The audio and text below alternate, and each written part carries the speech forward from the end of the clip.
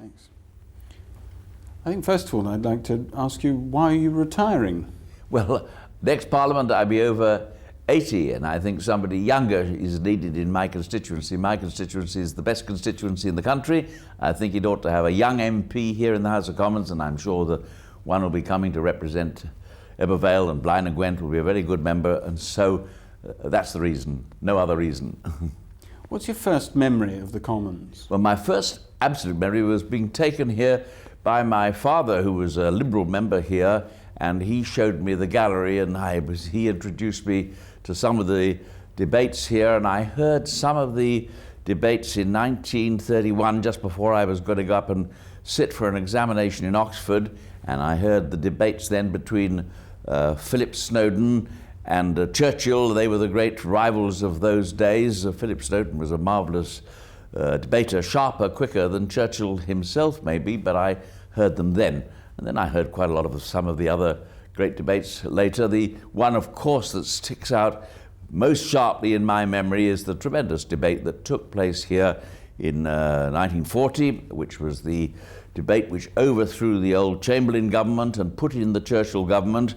That was led by the Labour Party opposition to what was happening then, but I heard that from the gallery as a journalist for the Evening Standard, and I heard especially the speech of Lloyd George, which is the speech that really finished Chamberlain. Chamberlain still had a majority in the House of Commons. He might have carried on to the terrible disaster for the country if he had, but it was Lloyd George who humiliated him, I believe, in the debate, and it was a deadly debate.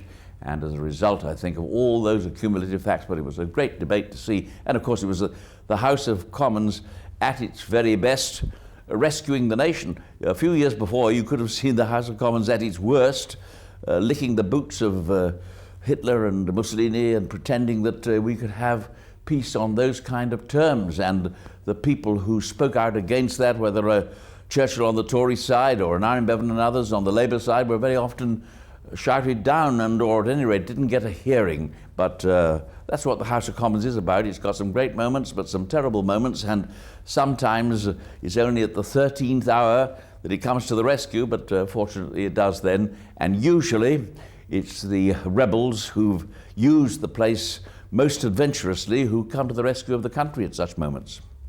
And then in 1945, you come as an MP. What do you remember? Well, I was the most exciting of all the debates, I think, in that Parliament. Of course, the Labour Party had a huge majority, and big majority, and therefore the debates didn't turn so much on the actual speaking, although there were some marvellous speeches I heard then, and especially, I think, the ones of Aneurin Bevan introducing the health service in 1946, the great second reading. Aneurin Bevan used to speak without a note in the place, whether he was a minister or anything else. You don't find any ministers doing that today. But then, when they attacked him from so many quarters, he also used the House of Commons, or got his party, the Labour Party and Labour government of the day, to use the House of Commons as a sounding board for the real arguments. And just at the very moment, 3 or 4 months before the introduction of the service in 1948, when it looked as if it might be wrecked by the attacks of those who were opposed to the National Health Service,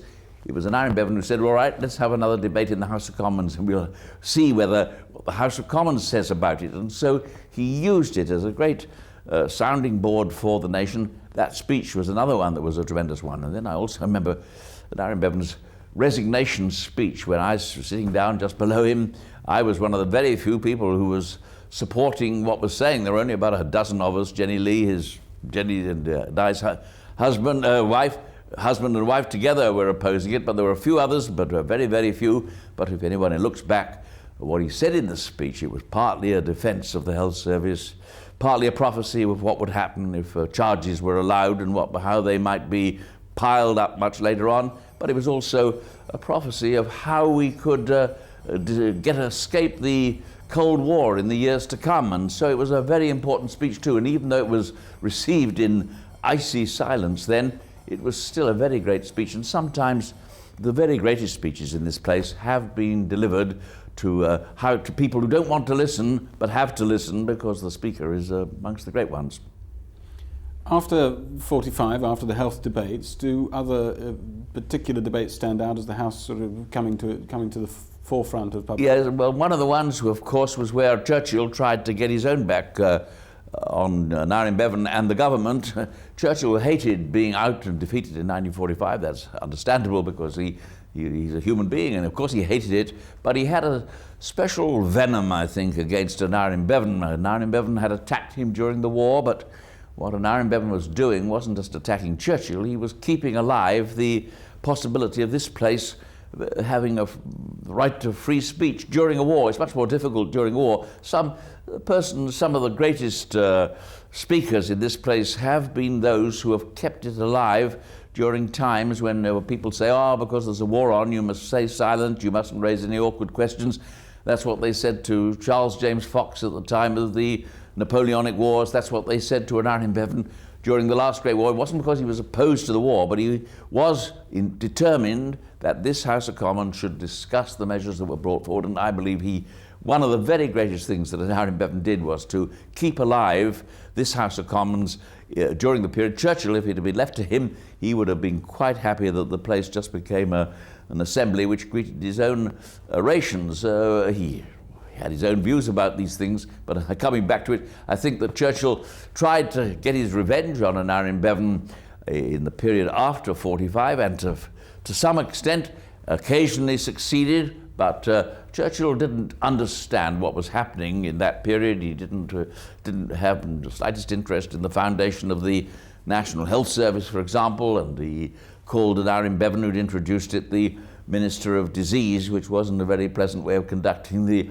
argument. Churchill could be ferocious when he was looking after what he thought were his own interests or the interests of his adopted parties, because he quite often changed parties, as some people do, and so but still, they were giants. Churchill and Aneurin Bevan were both the two greatest debaters of that period, or the period I've been there. Churchill wasn't so much a debater. He would pronounce what he'd prepared, and he prepared it very carefully, and of course it was in magnificent language, and it suited the times in 1940 and thereafter. It didn't suit the times quite so well after 1945, because all these great social issues we were discussing were people like Aneurin Bevan, who came from mining valleys and knew what people wanted and what people had voted for in 1945, understood those kind of issues much better. But that was what some of the best debates were about. Did you watch Suez? Yes, I watched that from outside. I wasn't in the House Commons then. I was outside, but I came and listened to some of them. But and Aneurin Bevan, by the way, also I think made the speeches that had the most effect during the Suez debates. I'm not saying a lot of others weren't making very good speeches. Gateskill was, leading from the Labour Party, Dennis Healey, who was speaking for the Labour Party benches. Many others were engaging in the debate with great success, but again, I think, and it's in my book on Aneurin Bevan, in my opinion, I think explains why Aneurin Bevan's speeches on that occasion were some of the very greatest ones that he ever delivered. I think the central thing about Aneurin Bevan was the central point about the greatest debaters is they don't go for the weakness in the opponent's case. They're not content just to pick up trivialities or technical points. What they go for is the opponent's strongest point of all, and they know that if they can knock that one out, and then they can change opinion, and that's what I've seen Aneurin Bevan do time and again in this House. The Suez one, I had to listen to it in the gallery because I wasn't a member during that period, but in the most dangerous or difficult debates of all on that subject, he addressed the argument to such a way that the Tories were understanding the case that he was putting on the other side of the House, and that I've seen him do time and again. Or in my own constituency, I remember his coming down when they tried to shout him down in 45. This is Aneurin Bevan, 1950, but it was the same technique that he'd used in the House of Commons. He would put the opponent's cases, all right, if you're shouting me down, I'll put your case for you. And he'd spend several hours, or not several hours, several quarters of an hour, or minutes, 60 minutes or something, putting their case, and then he would demolish it later. That was he was the prince of debaters, and I imagine that that's how the very greatest other debaters in this place have been. Charles James Fox, with whom Aneurin Bevan was often compared, the same kind of capacity to develop an argument on his feet and to take the risk. So sometimes, of course, if you speak off the cuff and you're not going to stick to any rigmarole of reading off what's written down on the paper. He said there are risks involved, but only the very greatest speeches must be made in that way, because nobody can read a speech as well as they can deliver it. And then in the last 3 decades, what stands out in your memory of great debates? Well, there have been there's a very high standard, in my opinion, amongst many of the debaters there now. I think the Labour front bench that's there now, which I believe is going to be the government of the country soon, I think that Labour front bench is the best opposition bench, if you take the whole series of it together, that any of them. And one of the reasons I think for that is all of them, including Neil Kinnock himself, the leader of the party, all of them learnt to speak in the House of Commons on the backbenches. They weren't brought in as governments or whips or anything. They weren't trained in that way. They were trained on the backbenches. And the backbenches of the House of Commons are tough places to make speeches, difficult, but it's the place to learn. And so I believe that people who talk about the standard of the House of Commons declining greatly, I don't believe that that's correct. I mean, there are ups and downs, of course, and I don't believe there's any single one who compares, say, with Aneurin Bevan, but the standard of the Labour opposition is very high. Then also, I think, the backbenches generally, there's a lot of very good speakers in the backbenches, particularly on the Labour side, but others as well. Sometimes people don't get the ones that are best at the job don't keep their jobs, like, for example, best leader of the House, who should be guiding the House, best one I've seen in my time, I think, is John Biffin. Well, one of the great follies committed by Mrs. Thatcher, and she committed several follies in this respect because she didn't really know the House of Commons. She hadn't spent much time in it, and she treated the House of Commons as if all it had to do was to obey the will of the executive. I think for a period during her government and her administration, she had leaders of the House who told her, you can't do it that way. St. John Stevens, who originally, so I think he got the sack for it, and then John Biffin, which is the most spectacular case of all. He was extremely knowledgeable about the ideas of the House of Commons and what the House of Commons would stand for. I'm sure he reported back that to her and to his cabinet, and that's why he got the sack. And after she'd sacked him, she was in a much more weaker position because she wasn't really understanding what was happening here in the House of Commons. But she too had the disadvantage. She spent very little time on the backbenches, and people who haven't spent much, people who just walk into a ministerial job, they are not fit really to see and to deal with the House of Commons. And that's a virtue of the House of Commons, because people have to spend some time here and have to argue in the way that people do here in order to get a reputation with their fellow members. Don't you think, in a way, her best speech was her last speech as Prime Minister, and how did you feel on that occasion? Well, it was a pretty good speech, I must say, and considering what she was faced with, I think it was pretty good. And she had, except for the fact, of course, she gave a completely topsy-turvy account of what had been the condition of the country during the period when she'd been in a premiership still. I suppose that's excusable. She really believed it. She really believed that she'd changed the economy of the country, and she reeled off these figures which were seeking to prove it. I don't think reeling off figures is the best way to make any speech, but especially when the figures are always open to being contested. Nonetheless, I agree with you. It was a pretty good speech, especially in the circumstances. Nobody had ever doubted that she had plenty of courage.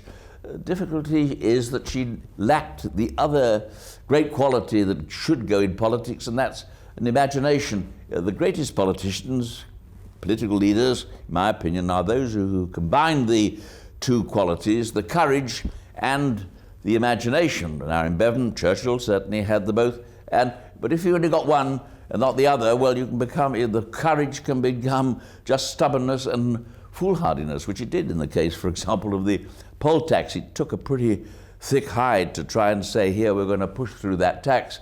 And it took some terrible subservience, by the way, on the part of all those people who let her do it. She shouldn't ever have been allowed to do it. It was obviously a tremendous fiasco from the country's point of view, but it was also a fiasco from the point of view of Parliament. Parliament should have had the chance to try and stop such a measure as that being forced through to the point of being, first of all, they pushed it through and applied it to the poor Scots, and then they said we're going to apply it to the English, and it was all put through under guillotine measures, that is to say, with the debates abbreviated. All that was done in these last few years after she'd sacked Bevan. I'm sure if Bevan had been there, he would have been saying, you can't treat the House of Commons that way. That's really the primary reason, I think, for the overthrow of Thatcher. She didn't understand what the House of Commons is. So you can say that in favour of the House of Commons. You were witness to Geoffrey Howe's speech. Yeah. Geoffrey Howe's speech was one of the decisive speeches, certainly, that I've heard in this place. Nobody thought that he was going to plunge in the dagger in that way. Dennis Healy said very wittily sometime or other that they're being attacked by Geoffrey Howe was being like bitten by the dead sheep, and nobody expected the dead sheep to rise up with tigerish ferocity as he did then, but also with deadly effect. It was extremely well delivered, apart from anything. So that was the speech that finished Thatcher, and in that sense I think the House of Commons played its part too. But even before then, I think it was, as I've mentioned, it was the failure of Mrs. Thatcher herself to understand what especially House of Commons, even one where she had a huge majority, but she didn't understand that because she didn't listen to anybody telling her what the place would stand, and in the end it destroyed her. One other debate I wanted to ask you about was the Saturday Falklands debate. What are your memories of that, and do you think it captured the mood of the nation as the Commons is sometimes supposed to do? Well, the Falklands debate, I was very shaken by what had happened, as I think the House of Commons was at that time, and the country when it saw what had occurred, because it was a reminder of what had happened in the war itself. It was a brutal act of aggression carried out by a fascist power against a tiny country that couldn't defend itself, and I think it was absolutely essential that that should be repudiated and that action should be taken through the United Nations to ensure that the aggression was defeated. So, but I think that had to be said, and I think the House of Commons said it very clearly on that occasion. So it was an important debate, but it was a debate, I think, also which the House of Commons